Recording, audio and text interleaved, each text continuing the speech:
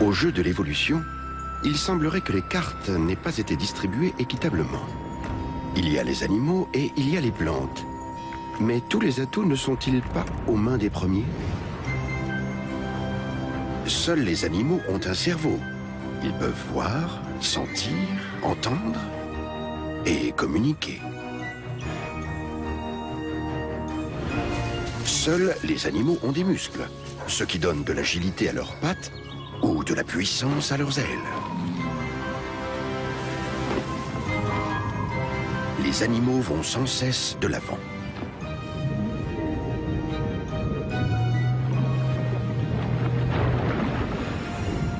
Et les plantes alors?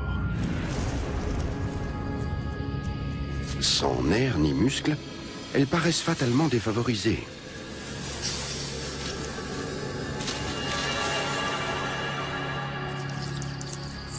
Mâchées et digérées, les plantes ont apparemment tiré la mauvaise carte.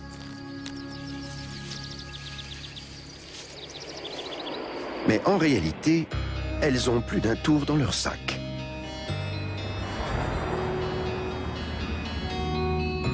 Les plantes n'ont rien à envier aux animaux.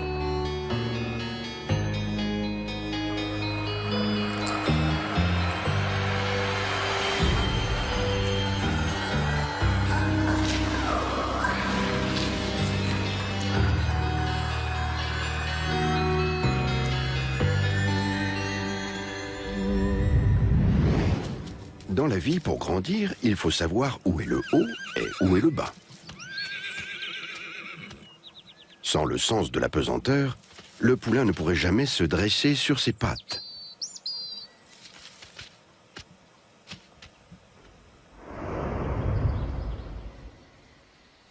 Il en va de même pour les végétaux.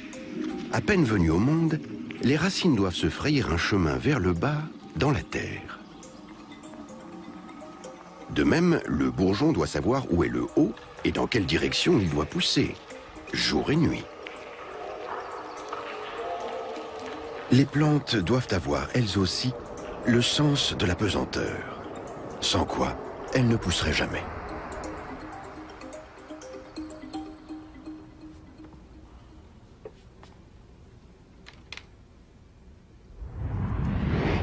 À l'Institut de biologie gravitationnelle de l'Université de Bonn, Jans Hauslage et Nicole Grugel étudient justement le sens de la pesanteur des plantes. Comment les tulipes savent-elles qu'elles sont à l'envers et qu'elles doivent se redresser pour être de nouveau à l'endroit? La réponse se trouve au fond de ce bassin. Nicole et Jens pêchent des charophytes. À première vue, il s'agit d'algues tout à fait ordinaires, mais pour les biologistes, elles sont extrêmement précieuses et vous allez voir pourquoi.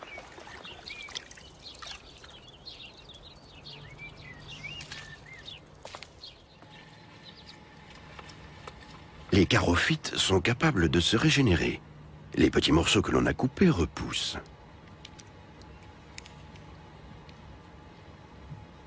Elles forment une espèce de racine, une cellule géante transparente qui pousse vers le bas pour se fixer dans le sol. Une cellule radiculaire qui ressemble à du verre. Et au microscope, elle nous montre comment elle se ferait un chemin vers le bas. Elle utilise de petits cailloux lourds appelés statolites. Grâce à leur poids, ceux-ci se déposent au fond et indiquent la direction vers le bas. Mais l'expérience ne s'arrête pas là. Jens place la racine en position transversale. Pour lui, ce n'est qu'une simple manipulation.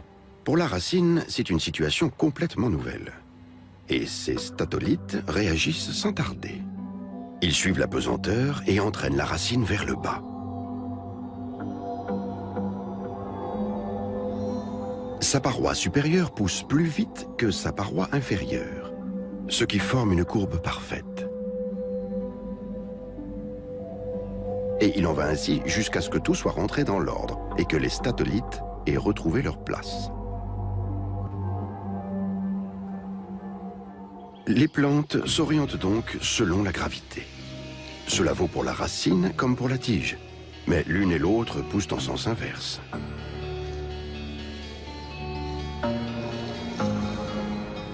La jeune vesse des haies utilise en outre son toucher pour grimper en spirale. En haut, il y a plus de lumière, et la lumière est synonyme d'énergie.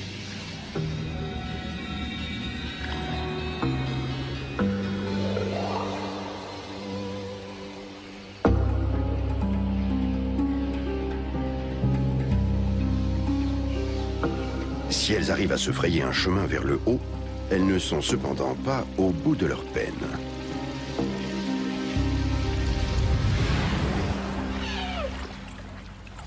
L'éléphanteau se débrouille très bien avec la gravité.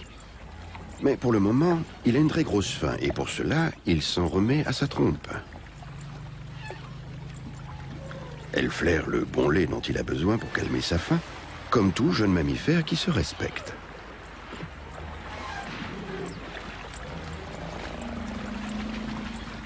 Seuls les animaux semblent être en mesure de trouver de la nourriture de cette manière. Mais c'est sans compter avec la cuscute qui, elle, s'attaque aux tomates.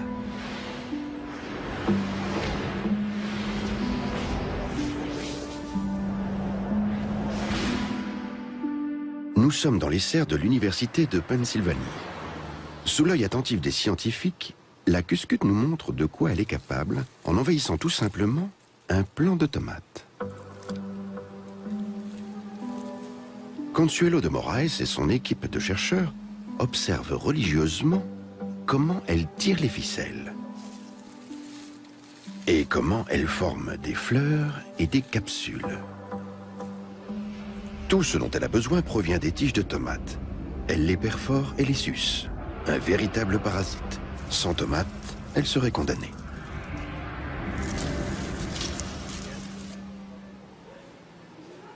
Mais comment cela commence-t-il? Comment un petit germe de cuscute trouve-t-il sa première tomate? Par hasard? Les scientifiques font le test, puis passent la séquence en accéléré.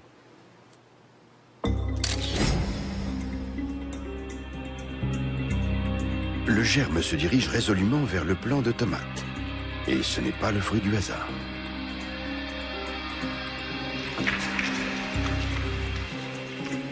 Prise d'assaut réussie.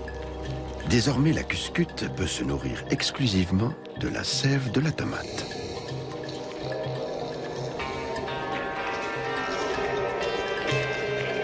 Mais on ne sait toujours pas comment le germe a atteint son but. Pour Consuelo, c'est la question cruciale. Le problème de la cuscute, c'est qu'elle doit repérer rapidement son plant de tomate, sinon elle meurt. Or, jusqu'ici, personne ne savait exactement comment elle s'y prenait.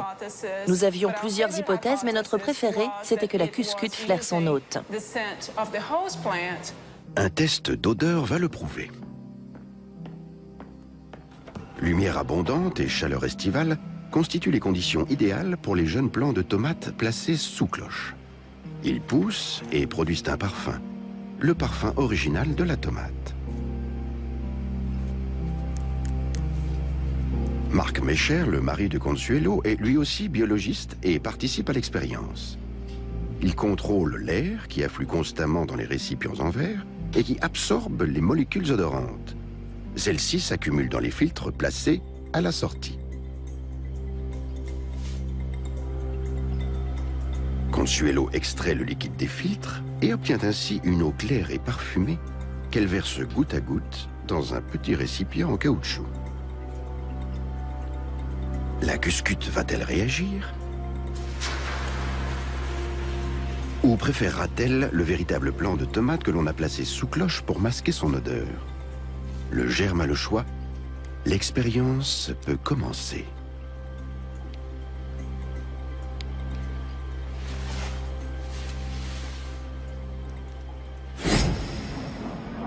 Le germe semble humer l'air, puis délaisse le plant de tomate à sa gauche pour suivre l'odeur de sa proie présumée. Nul doute, la cuscute s'oriente à l'odeur.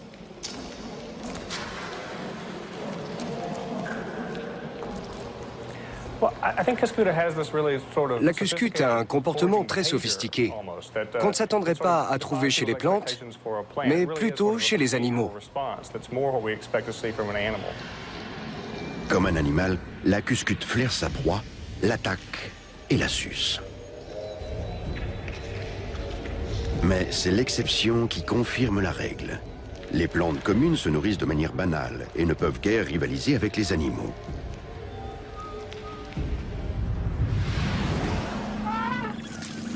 Les herbivores se nourrissent des feuilles des arbres. Les pigeonneaux se jettent sur la pape de leur mère, le fameux lait de pigeon. Les grands animaux dévorent les petits. Chaque ressource alimentaire est exploitée au maximum.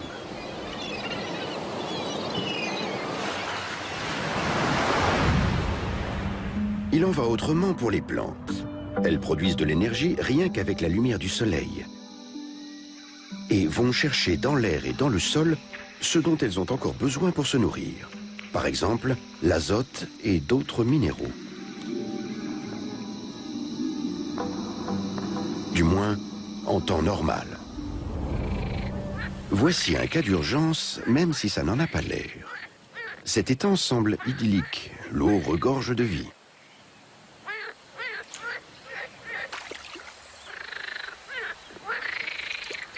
Mais le sol est pauvre en minéraux. Un désastre pour les plantes. L'utriculaire jaune s'est frayé un chemin entre les feuilles de nénuphar. Elle dévore des animaux aquatiques. Dans l'eau, ces feuilles hérissées utilisent la lumière du soleil comme toutes les plantes. Mais elles sont munies d'utricules. Et elles mènent la vie dure aux daphnies alentour. Brusquement, celles-ci sont prises au piège.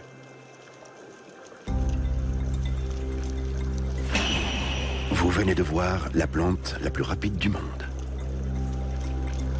Mais revoyons la scène au ralenti. La daphnie touche un des poils hérissés, l'utricule se dilate presque imperceptiblement et aspire sa proie.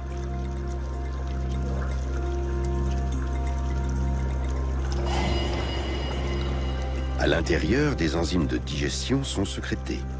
En 2 heures, les proies sont décomposées et les minéraux disponibles. L'utriculaire a adopté des habitudes animales et elle n'est pas la seule. Les forêts marécageuses de Bornéo abritent la plante la plus vorace du monde.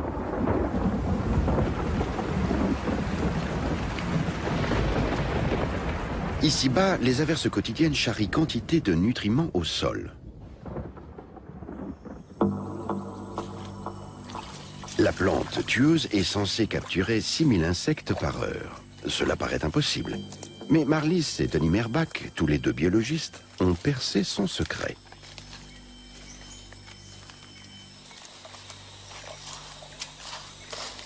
Les plantes carnivores poussent à foison. Dans les arbres, leurs calices ressemblent à des gobelets et au sol à de petites auges remplies de sucs digestifs.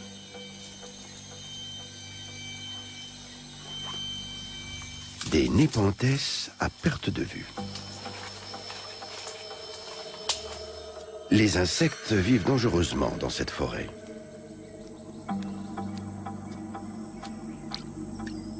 La paroi est lisse, impossible de s'échapper. Des pièges sont tendus à tous les étages de la forêt. Ils divergent dans la forme, mais utilisent la même tactique. Attirer les insectes avec des couleurs chatoyantes et du nectar. Nectar que la plante recouvre d'un film glissant.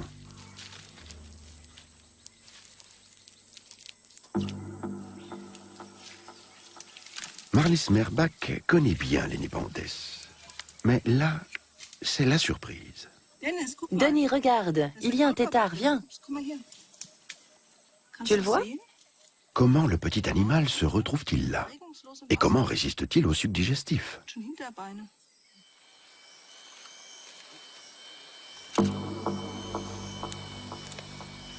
La plante la plus vorace au monde, la voici. Nepenthes albomarginata. Littéralement, Nepenthes à bord blanc. À notre grande déception, elle a l'air inoffensif et n'a récolté qu'un maigre butin. La plante d'à côté ne fait guère mieux, du moins en apparence. Marlis regarde de plus près. L'albomarginata est pleine à craquer.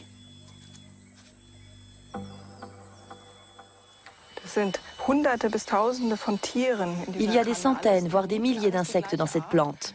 Ce sont tous des termites de la même espèce. On dirait qu'ils sont tous dans le même état de décomposition. Autrement dit, ils ont dû tomber dans l'urne en même temps. Des milliers d'un coup, comment est-ce possible? Denis découvre l'indice clé en prenant une photo. Dans le viseur de son appareil, il remarque que le bord blanc de l'urne est souvent brun et qu'il a l'air rongé. Ce bord pourrait-il servir d'appât pour les termites? Ce sont les insectes eux-mêmes qui vont nous donner la réponse.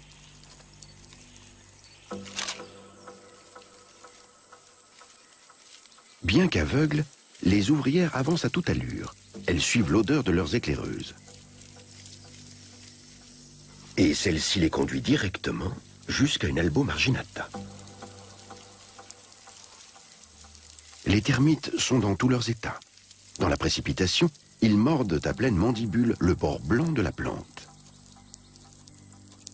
Certains emportent des morceaux, une nourriture riche en protéines pour le couvain.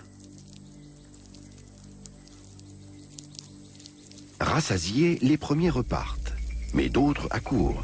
De plus en plus d'insectes tombent sur la paroi glissante.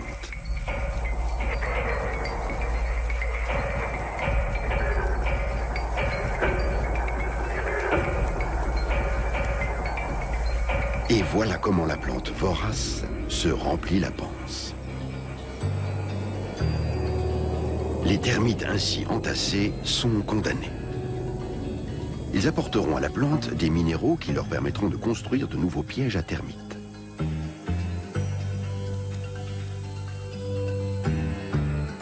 La quête de nourriture rend les plantes inventives.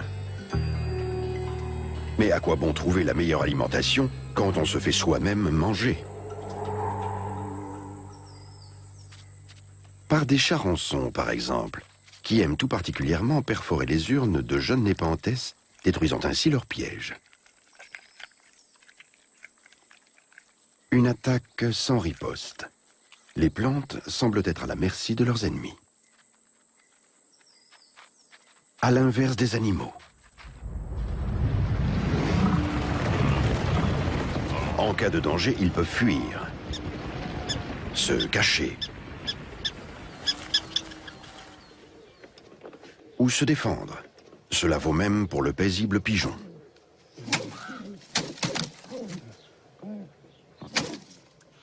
Et les plantes. Pour étudier les espèces végétales capables de se défendre, un détour par la côte ouest du Mexique s'impose. Voici la plage de Cicatela, ou plage aux épines, et on comprend très vite pourquoi elle porte ce surnom. Voici des épines d'acacia. Le professeur Martin Heil les connaît bien. Il étudie ce qui est peut-être le meilleur système de défense du monde végétal, celui des acacias, qui poussent jusqu'à la plage.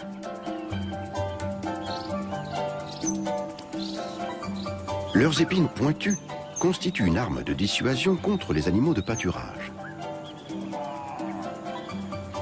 Mais c'est sans effet contre la voracité des insectes.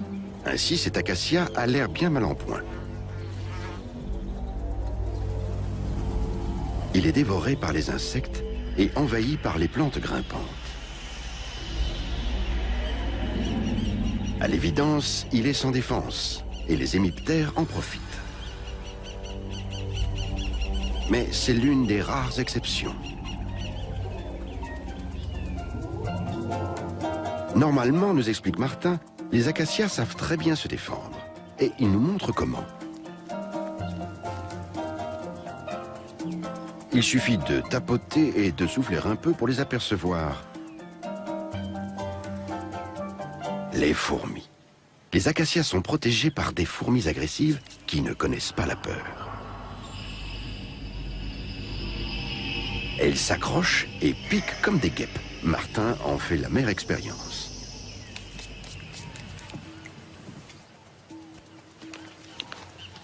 Ses collaborateurs testent l'agressivité des fourmis de manière moins douloureuse. Juan Carlos marque une zone et au centre il fait une entaille qui ne passe pas inaperçue.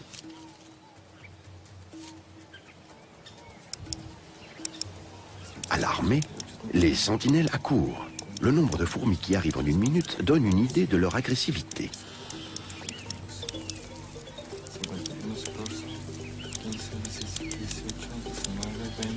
Le test est fini. Mais en cas de crise, la réaction se fait plus vive. Une sauterelle s'aventure sur les feuilles de l'acacia. Ce qui provoque l'intervention des gardiennes. Elles mordent l'intruse partout où elles peuvent. Et de préférence, là où il n'y a pas de carapace, aux articulations notamment. Sauf qui peut. Une troupe puissante, mais qui ne travaille pas pour rien. L'acacia offre le gîte et le couvert. Ses épines sont creuses et on trouve suffisamment d'espace à l'intérieur. Un endroit idéal pour élever ses petits. Sec, climatisé et à l'abri des ennemis. L'intérieur des épines est réservé aux fourmis et à leurs larves.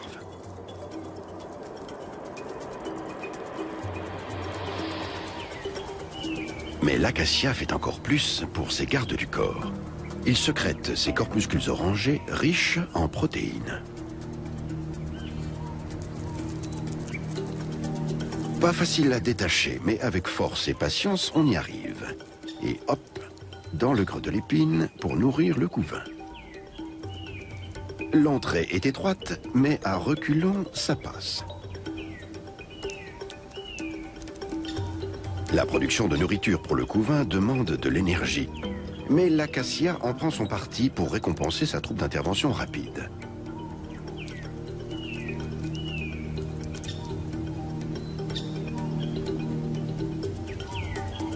Et ce n'est pas tout, il offre aussi à boire. De cette fontaine miniature jaillit sans cesse du nectar. Il contient un sucre spécial, facile à digérer pour les gardiennes. Celles-ci sont si bien nourries qu'elles ne veulent plus rien d'autre. Pas même un morceau de gâteau. L'échantillon de Juan Carlos est jaugé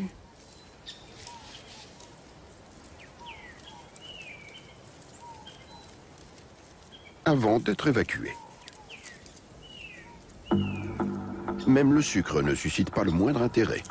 On jette.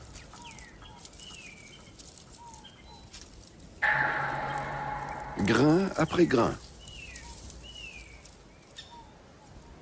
Seul le dernier reste un peu plus longtemps.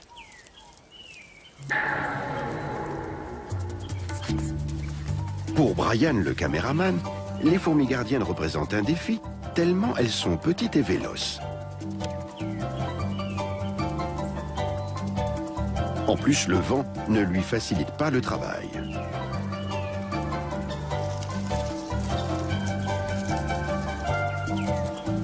Pour stabiliser un peu les branches, il les attache au pied de la caméra.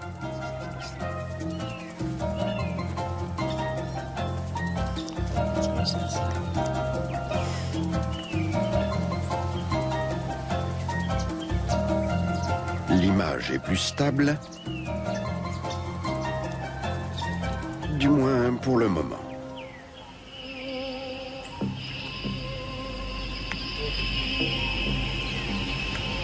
Les cordes de Brian ont alerté les forces de sécurité.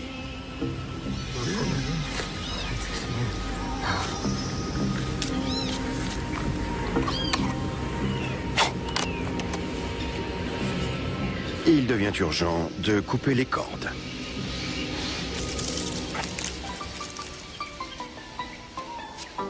Les fourmis sont allergiques aux cordes, sarments et autres liserons. Bref, tout ce qui s'apparente à une plante grimpante. Elles enfoncent leurs mandibules dans la tige jusqu'à ce qu'elle s'ouvre et se vide de sa sève. Cette jeune pousse de haricot n'aurait pas dû s'aventurer sur un acacia.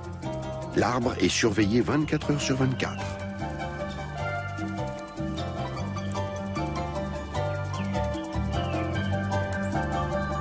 La mort annoncée d'une plante grimpante.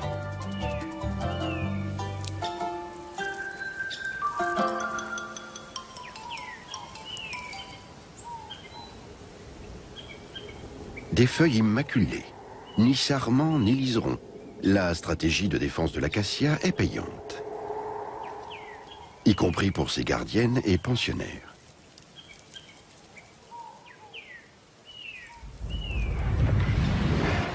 Se défendre, c'est bien, mais se reproduire, c'est indispensable. Les animaux, c'est bien connu, s'accouplent. Chez nombre d'espèces aquatiques, le contact physique n'est pas forcément une obligation. La femelle offre ses ovules, le mâle donne ses spermatozoïdes, l'essentiel, c'est que les gènes s'assemblent.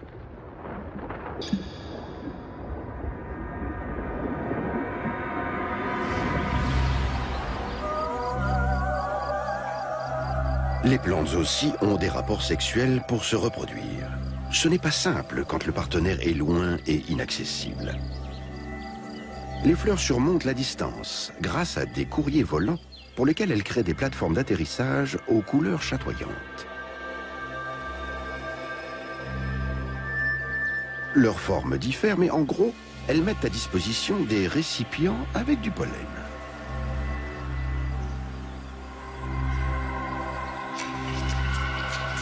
La scabieuse les place sur de petites tiges, prêts à être expédiées.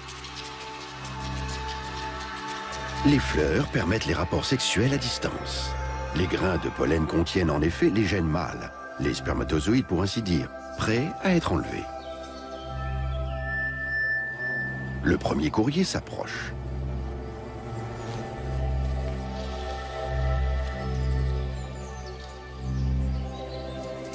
Une fois chargé de pollen, il s'en va butiner la fleur suivante.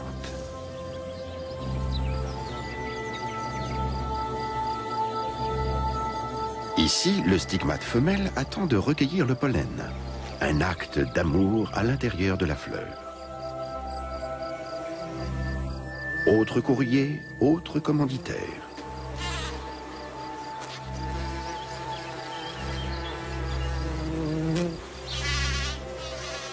Cette églantine donne le pollen. Celle-là le recueille sur son stigmate femelle.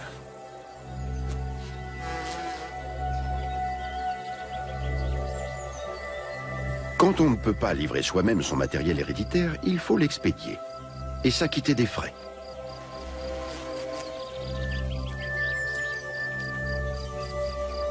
Les insectes reçoivent du nectar pour leurs bons et loyaux services. En somme, un échange de bons procédés. Mais toutes les plantes ne sont pas aussi généreuses.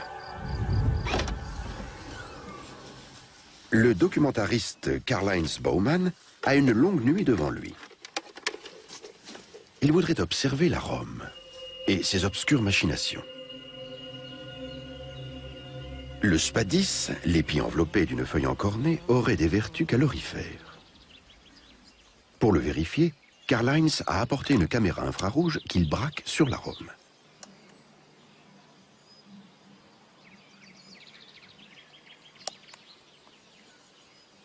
En effet, le spadis s'illumine à l'image infrarouge.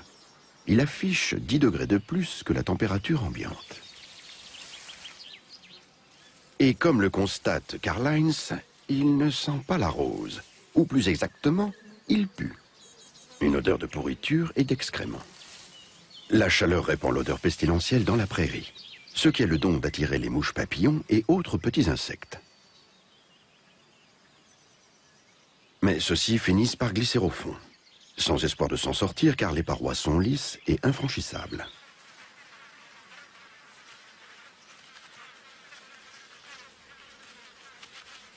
La seule zone sûre est une espèce de grappe.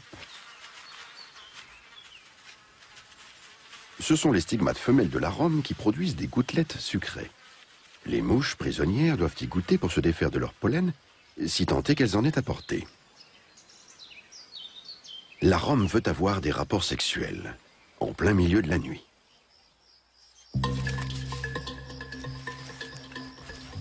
Karl-Heinz a percé une ouverture dans la paroi et à travers un endoscope, il observe l'activité qui règne dans la prison.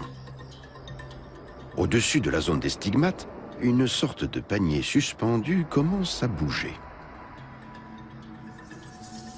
Du pollen jaillit et coule vers le bas.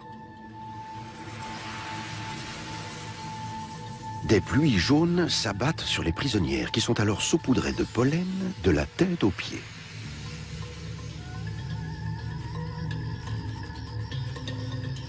Le lendemain matin, Karl-Heinz découvre ce que la rome avait derrière la corolle. Son endoscope lui montre que la porte de la prison est ouverte. Les parois de la plante sont devenues praticables.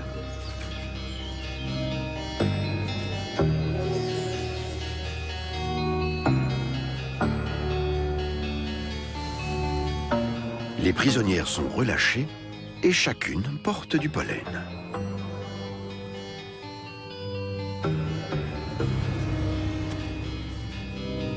Enfin libres, les mouches se dirigent là où l'odeur est la plus forte.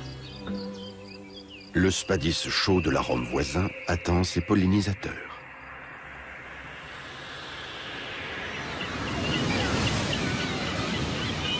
L'homme n'est pas insensible non plus. Il réagit immédiatement au charme de son espèce.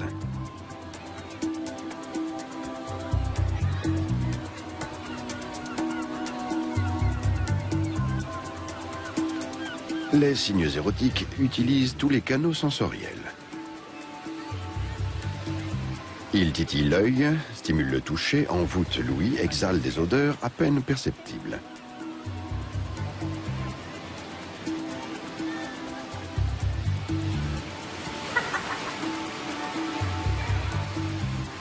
Une explosion d'essence qui se joue de notre conscient.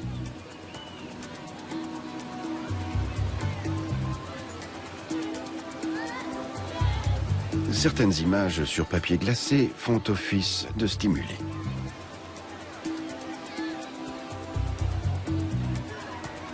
Mais l'homme n'est pas le seul à se leurrer. À quelques centaines de mètres dans les terres, on trouve d'étranges orchidées. Elles aussi sont alléchantes. Les scolies mâles sortent de terre avec une seule idée en tête, les femelles.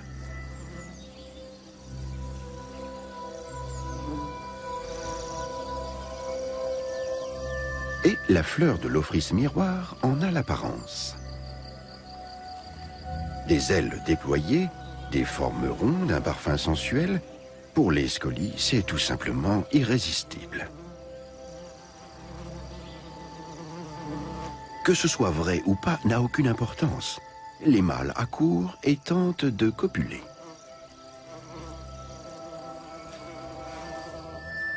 Et une fois qu'ils ont pu se poser, ils apprécient les parois velues de l'ophrys. Mais tandis qu'ils ratent leur coup à l'arrière, ils se laissent prendre à l'avant par un paquet de pollen. Puis, ils volent vers la fleur femelle suivante. Les guêpes veulent copuler, les orchidées être fécondées. Ce mâle suit lui aussi son instinct et reçoit quelque chose sur la tête.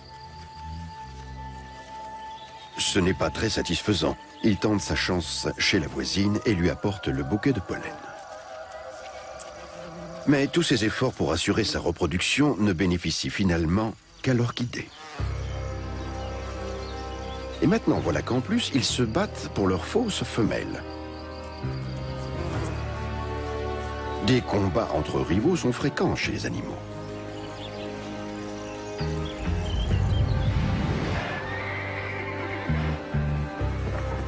Les étalons se battent pour les juments.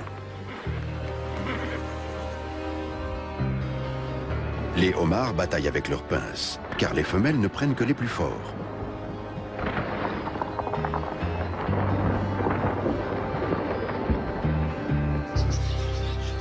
Même les perruches calopsites se transforment en coqs de combat.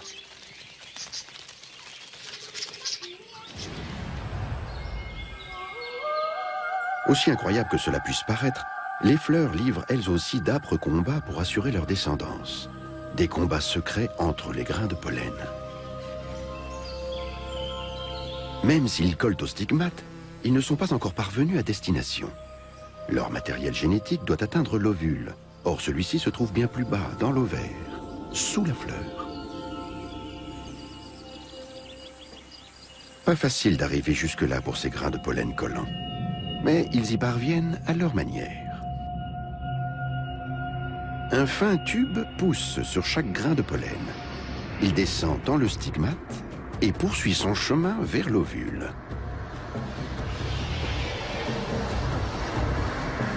Les gènes mâles se trouvent dedans, à la pointe. Et il faut les amener à destination le plus vite possible. Une course brutale avec son lot de chicanes et de carambolages. Une véritable épreuve de force. Le premier qui atteint l'ovule a gagné. Il est le seul à pouvoir se reproduire.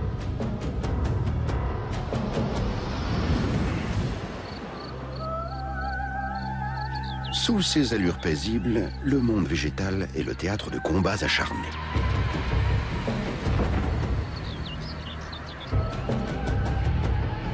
Les fleurs fixent le parcours, les tubes de pollen doivent faire leurs preuves.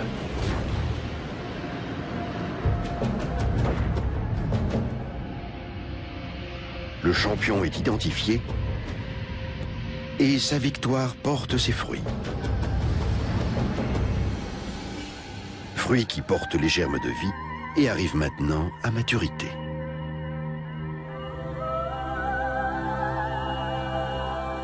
Chez le pissenlit, ce sont les fameuses aigrettes au bas desquelles les semences sont suspendues. Les fruits du bec de grue développent d'étranges appendices. Chez l'impatience, ce sont des capsules. Mais toutes les plantes, y compris la violette, portent en elles leur descendance.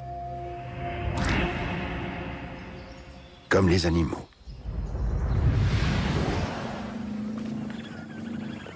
Tôt ou tard, les jeunes deviennent autonomes et s'en vont. Une évolution nécessaire, sans quoi il y aurait des problèmes de place. Les cigogneaux s'y préparent.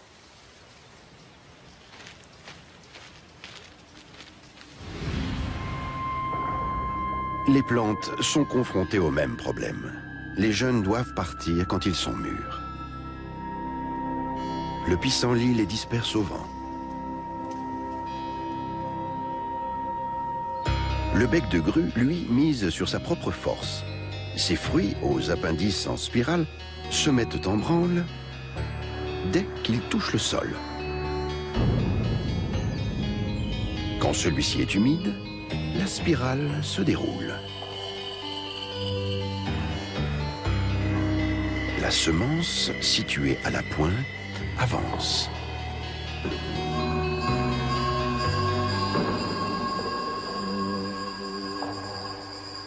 Et par temps de pluie, la semence finit par se planter elle-même.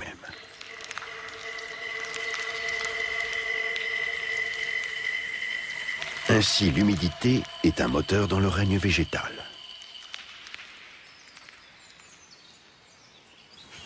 Mais il y a d'autres moyens. Un berger australien, par exemple.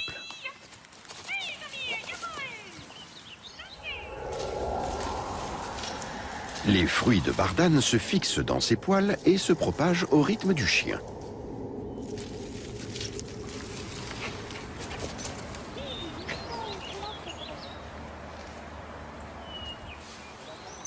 À l'extérieur des crochets, à l'intérieur des semences.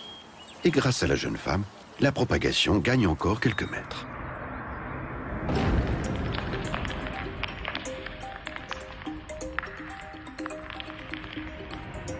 Le fruit de la violette procède comme par magie. Les semences ont brusquement disparu. Au ralenti, on peut voir leur éjection. Elles sont pressées des deux côtés, puis tout bonnement expulsées.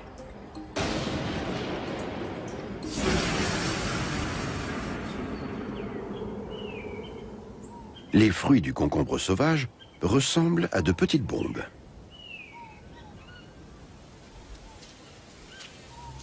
Ce n'est pas par hasard que le caméraman place une plaque de verre devant son objectif. Il fait preuve d'une précaution extrême pour dégager la vue sur les fruits de concombre. Mais ça ne suffit pas.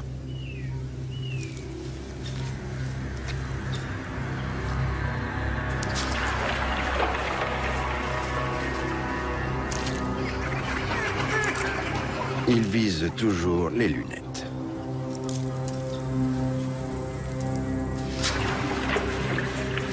À la moindre secousse, le concombre se détache du pied.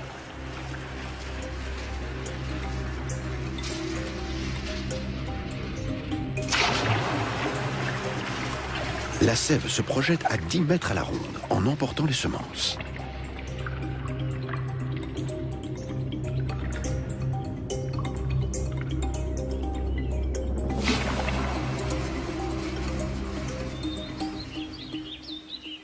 La célèbre impatience réagit au moindre contact. Au ralenti, voilà ce que ça donne. Le déclencheur est une goutte d'eau.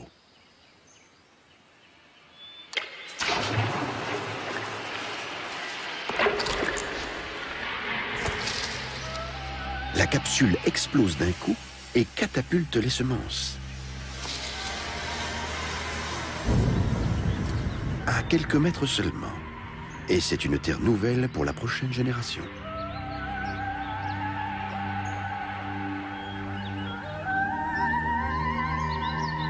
Au jeu de la vie, les plantes s'en sortent étonnamment bien.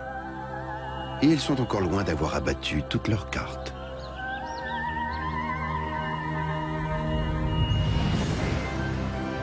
Et il y a par contre certains mâles quadragénaires qui ont très peur d'avoir abattu toutes les leurs. Ils se marièrent et eurent beaucoup d'enfants, un film d'Yvan Attal réservé aux adultères, dans un instant.